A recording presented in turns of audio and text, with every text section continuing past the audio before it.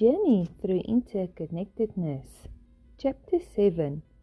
The mirror was never the enemy. For a long time, I thought my biggest challenge were outside me. The circumstances, the setbacks, the people, the obstacles. But as I continued this journey, I discovered something uncomfortable. The things that triggered me often revealed something about me.